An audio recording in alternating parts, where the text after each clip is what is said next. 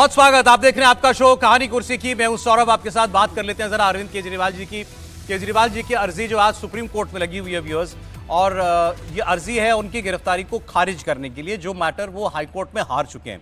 और हाईकोर्ट ने तो यहां तक कहा था उनके मैटर को डिसमिस करते हुए कि आप प्राइमा फेसी दिखाई देते हैं कि इस मामले में जुड़े हुए हैं, आप पार्टी के प्रमुख हैं, सरकार के प्रमुख हैं, ये पॉलिसी बदली गई, करोड़ों रुपया आया है किकबैक के तौर पर, इसके प्रमाण दिखाने में ईडी सफल हुई है और वो पैसा गोवा के इलेक्शन में खर्चा भी गया, और इसमें अरविंद केजरीवाल को लिप्त माना था हाईकोर्ट ने और उनकी याचिका खारिज कर दी थी। अब इसको चैलेंज करने के लिए वो सुप्रीम कोर्ट गए हैं। सुप्रीम कोर्ट में भी उन्होंने वही बातें कही हैं कि चलते चुनाव के बीच एक पार्टी के मुखिया को इसलिए अरेस्ट कर लिया गया, एक चीफ मिनिस्टर को, ताकि उसकी पार्टी खत्म हो जाए, वो चुनाव ना लड़ सके। इस पर एक रिजॉइंडर जो है वो ईडी ने भी दिया है सुप्रीम कोर्ट के अंदर कि एक आम आदमी में और एक मुख्यमंत्री में कोई फर्क नहीं होता, और अगर कानून ऐसे काम करने लगे किसी का ओहदा देख करके तो वो अन्याय होगा। अरविंद केजरीवाल के खिलाफ प्रमाण थे, इसीलिए उनको गिरफ्तार किया गया है। वो अगर मुख्यमंत्री हैं तो उसका इससे कोई लेना देना नहीं है। अब देखिए सुप्रीम कोर्ट इसमें क्या फैसला करता है। लेकिन दो इंपॉर्टेंट बातें, एक तो सुप्रीम कोर्ट में मैटर है तो इसके बाद उनके पास कोई अपील की जगह नहीं है। अगर सुप्रीम कोर्ट ने भी विपरीत टिप्पणी कर दी और उनकी जो गिरफ्तारी है उसको वैलिड करार दे दिया तो अरविंद केजरीवाल मुसीबत में आ जाएंगे, और सबसे बड़ी बात है उनकी पार्टी के पास कुछ कहने के लिए नहीं रह जाएगा। अभी तक वो तानाशाही चिल्ला रहे हैं मोदी तानाशाही कर रहा है, फिर वो क्या कहेंगे। और दूसरी इंपॉर्टेंट बात यह कि अरविंद केजरीवाल ने अभी तक 1-1.25 महीना हो गया उनकी गिरफ्तारी को, उन्होंने जमानत की अर्जी नहीं लगाई है किसी भी कोर्ट में, निचली कोर्ट में भी वो बेल नहीं मांग रहे हैं। तो क्या उनकी लीगल स्ट्रैटेजी हो सकती है? प्रोफेसर साहब, आज सुप्रीम कोर्ट में मैटर पहुंच गया। देखिए, उनके मामला बहुत साफ है। वो सोच रहे हैं कि यदि सुप्रीम कोर्ट से हमको राहत मिल जाती है तो एक ढंग से एक बहुत बड़ा राजनीतिक मुद्दा बन जाएगा, और तब ये हो जाएगा कि अरविंद केजरीवाल को गलत तरीके से जेल में बंद किया गया है। कोई उनके पीछे कारण नहीं था, कोई उनके पास सबूत, ईडी के पास कोई ऐसा महत्वपूर्ण सबूत नहीं है। लेकिन ये इतना आसान नहीं होगा।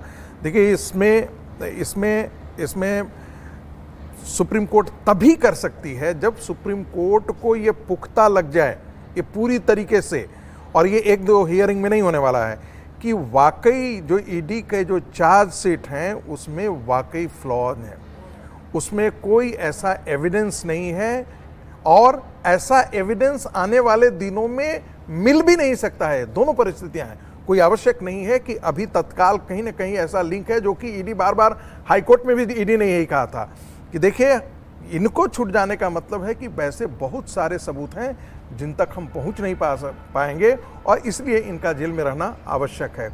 तो अरविंद केजरीवाल यहां चाहते हैं कि यदि मिल जाता है सुप्रीम कोर्ट से, किसी भी प्रकार का रिलीफ होगा, तो फिर आप देखिएगा नज़ारा कुछ और बदला होगा।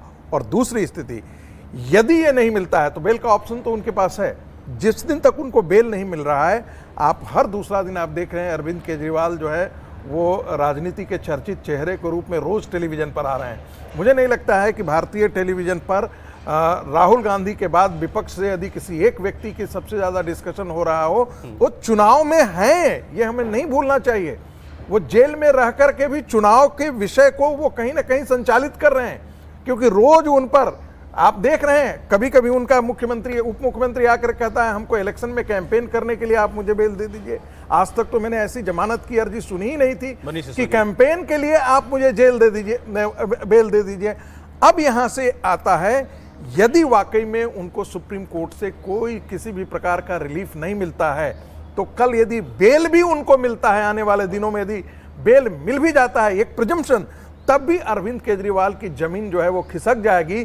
तब लोग ये मानना शुरू कर देंगे कि जो जेल के रह करके, और देखिए हाईकोर्ट का जो जजमेंट आया है 2 दिन पहले, जो टिप्पणी आई है, वो अपने आप में अजूबा है। और कोई भी हाई कोर्ट का मुख्य दूसरा मैटर में आई थी, नहीं दूसरा मैटर भी हो, तब भी कहीं ना कहीं मुख्य न्यायाधीश को इन सारे मामलों की जानकारी बिल्कुल होगी, तभी इतनी कठोर टिप्पणी है। उस टिप्पणी के बाद भी अरविंद केजरीवाल सत्ता में बने रह रहे हैं और मुख्यमंत्री पद से इस्तीफा नहीं कर। इन्होंने निजी हित को राष्ट्र हित से ऊपर रख दिया, इस्तीफा क्यों नहीं देते? बिल्कुल नहीं, लेकिन मुझे लग रहा है कि अगर अरविंद केजरीवाल जैसा व्यक्ति गिरफ्तार हो और अब तो 1 महीने से ऊपर हो गया, तो जो छटपटाहट होनी चाहिए उस व्यक्ति को बाहर निकालने के लिए, जो भी लीगल दरवाजा दिखे वो खटखटाना चाहिए था, वैसा दिखा नहीं। आदमी ने बेल नहीं मांगी, बताइए अभी तक।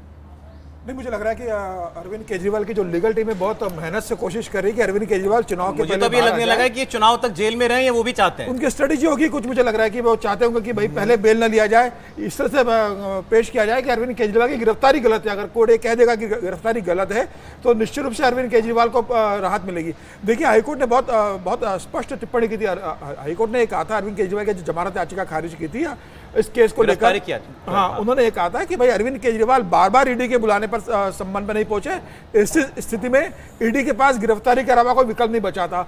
और दूसरा, हाईकोर्ट ने कहा था कि ईडी ने जो सबूत पेश किए, जो डॉक्यूमेंट्स दिए, वो यह पर्याप्त सबूत है, वो बताने के लिए पर्याप्त सबूत है कि गोवा में अपराध की आय से जो पैसा अर्जित किया गया है वह पैसा गोवा के चुनाव में खर्च हुआ है और उस पैसा का इस्तेमाल कहीं अन्य जगह भी हुआ है।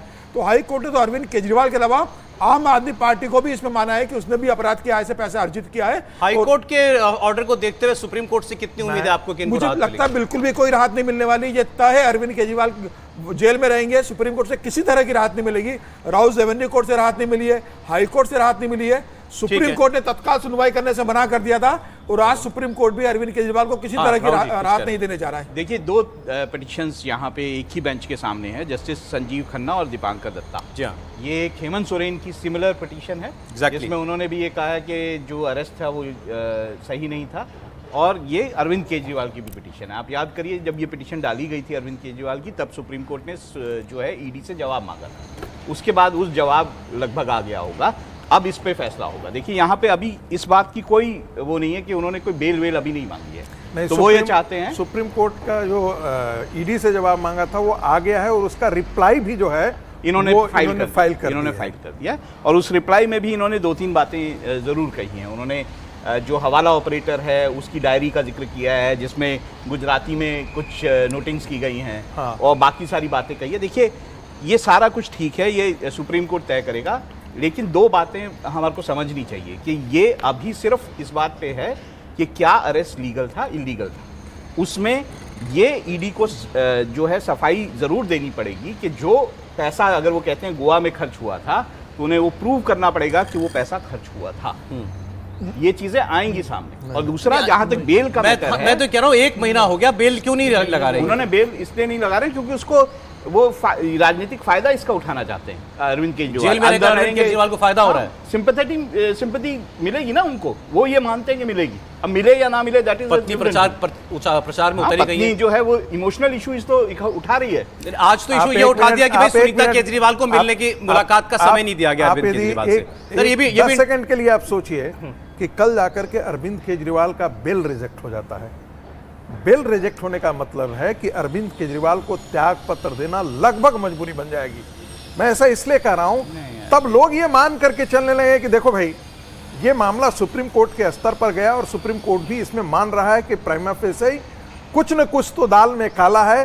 ये जितना बेदाग अपने आप को कह रहे हैं वैसा है नहीं, इसलिए भी ये कारण है कि अरविंद केजरीवाल वहां नहीं जा रहे हैं। और जैसे ही यदि होता है, यदि सुप्रीम कोर्ट से बेल भी रिजेक्ट हो जाता है, तो आपको क्या लगता है उनको लिए पहले तो वहां तक मॉडरेटर पहुंचे। अरविंद केजरीवाल जिस राह पे चल पड़े हैं, उस राह पे कुछ हो जाए, उनको बेल ना मिले, तब भी वो इस्तीफा रिजाइन तो नहीं करेंगे। हाँ, मैं आपको बता रहा था कि आज आम आदमी पार्टी ने ये आरोप लगाया, फिर तानाशाही है मोदी सरकार की। देखिए, कुचल देना चाहते हैं सबको कि उनकी पत्नी को तिहाड़ जेल ने उनसे मिलने की इजाजत नहीं दी थी। उसकी वजह ये थी कि आतिशी मंत्री है, वो मुलाकात कर चुकी थी, भगवंत मान का नंबर लगा हुआ है, कल या परसों का उनको मुलाकात करनी है। जेल मैनुअल के हिसाब से आप 1 हफ्ते में 2 ही लोग मुलाकात कर सकते हैं। तो जेल वालों ने कहा तो आपको तय करना है ना, वो कहते हैं हमको पत्नी से मिलना है, हम पत्नी से मिलवा देते हैं, लेकिन 2 लोगों को आपने पहले ही नंबर ऊपर कर रखा था उनसे। बहरहाल उसके बाद भी मिलने दे दिया गया, लेकिन तानाशाही वाला जो आरोप है वो तब तक आ चुका था उनका। नहीं, देखिए, ये तो अगर पूरे परिवार को दिन में 2 बार भी मिलने दिया जाएगा तो भी जो अरविंद केजरीवाल का स्वभाव है, उनका जो राजनीतिक चरित्र है, उसमें वो ये आरोप लगाएंगे। ये कोई मतलब, इसको तो मैं मानता ही नहीं हूँ। पूरे परिवार को दिन में 2 बार मिलाया जाए, फिर भी वो ये आरोप लगाएंगे, कहें कि ब्रेकफास्ट और डिनर के समय मिलाया, लंच के समय क्यों नहीं मिलाया, तो वो करेंगे। लेकिन मूल रूप से क्या बात है, ये गिरफ्तारी को चुनौती के मसले पर है। हाँ। इसमें अभी ये सब नहीं साबित करना है कि क्या क्राइम हुआ, कैसे क्या हुआ, वो सब आगे की बात होगी। बेसिक प्रीमाइस है कि एक गंभीर घोटाला है, उस घोटाले में आम आदमी पार्टी, उनके नेताओं के बीच हवाला के जरिए पैसे का लेन देन हुआ है। उसके बीच में उसका जो आधार है वो शराब नीति थी। उस शराब नीति की वजह से इन लोगों को लाभ मिला। उसका जो नेटवर्क है, उसके साउथ लॉबी पंजाब, गोवा, और उसमें कौन कौन लोग गिरफ्तार हुए तो के कविता, मनीष सिसोदिया, संजय सिंह, वो सारे जो शराब कारोबारी और जो अधिकारी, वो सब इतना पर्याप्त है किसी की भी गिरफ्तारी के लिए। मुझे नहीं लगता कि सर्वोच्च न्यायालय इनकी गिरफ्तारी की जो चुनौती है वो कहीं से भी स्वीकार करने वाला है, वो सिरे से खारिज होने वाली है जब वो फैसला है, लेकिन फिलहाल तो इसमें कोई राहत नहीं मिल रहा। अब एक खबर पर हम लोगों को जरूर बात करनी चाहिए। कर्नाटक से एक खबर आई है व्यूअर्स, एचडी देवेगौड़ा के पोते और ये सांसद हैं, इनका नाम है प्रज्वल रेवन्ना। इनकी बहुत सारी गंदी सेक्स सीडीज लीक हो गई हैं। बताया जा रहा है कोई पेन ड्राइव थी और उस पेन ड्राइव में ये अश्लील वीडियोस थे और वो वीडियो अब रिलीज हो गए हैं, जगह जगह पहुंच भी गए हैं। और आप सोच रहे होंगे कि फिर ये सांसद जी कहाँ गए, तो ये आपके माननीय सांसद जी फरार हो गए हैं, ये जर्मनी भाग गए हैं, ऐसा लोग बना रहे हैं, ये बता रहे हैं, ये पकड़ने में नहीं आ रहे हैं किसी के भी। अब आप सोचिए, एक सांसद एचडी देवेगौड़ा का पोता, देश के पूर्व प्रधानमंत्री का पोता, और कर्नाटक में एचडी देवेगौड़ा बहुत बड़ा नाम है, पूर्व मुख्यमंत्री रह चुके हैं, देश के प्रधानमंत्री रह चुके हैं, उनका पोता सांसद बन गया, इस बार दोबारा चुनाव लड़ रहा था, बीजेपी के साथ गठबंधन भी है, और उसकी ये सैकड़ों ऐसे वीडियोस जो हैं वो सामने आ गए। अब मैं क्या क्या बताऊं और क्या क्या छिपाऊं आपको। इन वीडियोस में घर में काम करने वाली महिलाओं को नहीं छोड़ा इस आदमी ने, अपने पार्टी कार्यकर्ताओं को नहीं छोड़ा इस आदमी ने, उनका शोषण करता था ये, और ये सब कुछ रिकॉर्ड करता था, और वो वीडियोस इसने एक पेन ड्राइव में रखे हुए थे। अब वो पेन ड्राइव इसके घर में के काम करने वाले किसी आदमी ने, किसी महिला ने इससे परेशान होकर के वो निकाल करके किसी को दे दिए, ये अलग बात होगी, लेकिन ऐसा नहीं है कि मैटर अचानक सामने आ गया। इस मामले में एक और नई जानकारी आपको देता हूं। बीजेपी के एक लोकल लीडर ने एक चिट्ठी लिखी बाकायदा अपने पार्टी अध्यक्ष को, बीजेपी के शायद कर्नाटक के अध्यक्ष को, और कहा कि ये जो प्रज्वल रेवन्ना है इसके ऊपर बड़े गंभीर आरोप हैं, इस किस्म के शोषण करने के, महिलाओं के साथ इसकी बहुत सारी वीडियो हैं और हमें इसका साथ नहीं देना चाहिए। लेकिन शायद तब उस आरोप को गंभीरता से नहीं लिया किसी ने, क्योंकि तब सबूत नहीं था। बहरहाल अब ये गठबंधन में चुनाव लड़ रहा है एनडीए में और फरार हो गया है। अब आप सोचिए, एक सांसद इस किस्म की हरकत करता था और अब उसके सारे वीडियो जो हैं पब्लिक डोमेन के अंदर आ चुके हैं। क्या करेगा कोई, इनकी पार्टी क्या करेगी, क्योंकि मामला एचडी देवेगौड़ा के खुद के परिवार का है, कोई कार्यकर्ता होता तो अलग कर देते अब तो पोता है, तो क्या करेंगे इसका? बेटा भी है, उनके फादर पे भी आरोप। अच्छा, इनके पिता के ऊपर भी एचडी रेवन्ना 67 इयर्स ओल्ड है, विधायक है वो, उसके ऊपर भी इल्जाम है, उसके ऊपर भी आरोप है, उनके बेटे पे भी आरोप है, दोनों के ऊपर इस बात का आरोप है। और भारतीय जनता पार्टी का जो बात का आप जिक्र कर रहे हैं, जिलाध्यक्ष ने चुनाव के पहले ही लेटर लिख दिया था कि इनकी स्थितियां संदिग्ध है, इनके खिलाफ तमाम तरह के आरोप लग रहे हैं। अभी हमारे पास कोई सबूत नहीं, लेकिन छवि बहुत खराब है, इनके बारे में आपके पास जानकारी लेके इसके साथ फिर गठबंधन कीजिए। ये तो कोई साइकोपैथ जैसा है, तो मेंटली बीमार आदमी होगा ना कोई, जिसने हजारों ऐसे कांड किए होंगे। इसके बहुत 200 से ज्यादा वीडियोस, कोई कह रहा है 1000 वीडियोस है। बिल्कुल। सोचें सौरभ जी, जिस तरह की खबर आई है, आपने अभी एक शब्द इस्तेमाल किया कि क्या बोलें और क्या छिपा लें, तो उसको दर्शक सुनने में शायद क्या समझ रहे होंगे, लेकिन जब ऐसे पाप कर्म करने वाले नीच प्रवृत्ति के नेताओं की खबर आती है तो हम सब के लिए संकट हो जाता है। ऐसा नीच कर्म करने वाला व्यक्ति अगर देश के पूर्व प्रधानमंत्री का पोता है तो वो संकट और बड़ा हो जाता है। और वो व्यक्ति भारतीय जनता पार्टी के साथ समझौते में वो पार्टी है। अभी जनता दल सेकुलर के विधायक खुद चिट्ठी लिख रहे हैं, वो एचडी कुमारस्वामी और देवेगौड़ा को चिट्ठी लिख रहे हैं कि इन पिता पुत्र को निकाल कर बाहर करो, क्यों पार्टी को खत्म करने पर लगे हो। और ये किस तरह का ये कारोबार कर रहा था, अपने सिर्फ कर रहा था, क्योंकि इसकी जो अपनी जो रोज इसको खाना बनाकर खिलाती थी, जो महिला इसके लिए रोज खाना बनाती थी, उसको भी इसने नहीं छोड़ा, जो गंभीर आरोप है। और ऐसे सैकड़ों वीडियो हैं। और मैं ये कहता हूं कि इसके बावजूद सरकार की निगरानी में, अब तो अच्छा है कि वहां कांग्रेस की सरकार है, कम से कम ये नहीं कह सकते कि भारतीय जनता पार्टी ने भगा दिया।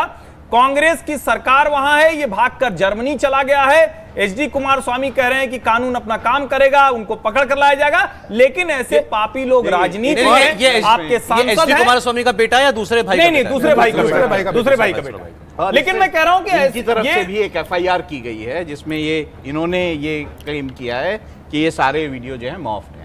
ये भी एफआईआर इनकी तरफ से। मैं कह रहा हूं अगर सारे वीडियो मार्फ हैं तो इसको जर्मनी भागने की जरूरत नहीं। बिल्कुल। खड़ा होकर यहाँ लड़ाई लड़ रहा होता, इतने ताकतवर परिवार का बेटा है और इतने वीडियो मॉर्फ करके बना दिए जाए संभव। मैं कह रहा हूं अगर मॉर्फ वीडियो है तो आप लड़िए ना, सरकार उनको पकड़े।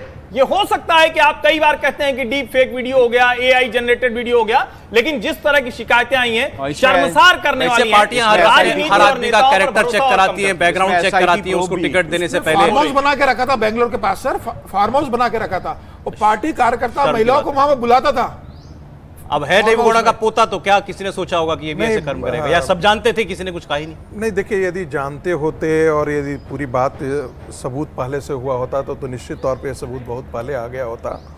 और ऐसी स्थिति में, लेकिन ये बहुत हतप्रभ करने वाली बात है कि यदि भारतीय जनता पार्टी को या HD देवेगौड़ा को भी ये मालूम नहीं होगा कि ये सब चीज़ें हो रही हैं, ये हैरान करने वाली बातें हैं। और सबसे बड़ी बात तो ये, वो जर्मनी भाग कैसे गया, ये सबसे बड़ा सवाल है। कांग्रेस की क्योंकि सरकार है। 2 दिन से ये बातें चल रही थी, ऐसा नहीं है कि एकाएक आ चलने लगी गया। थी बातें सीधी। 2 दिन से ये बातें चल रही थी और 2 दिन के अंदर जो है वो एकाएक वो भाग जाता है।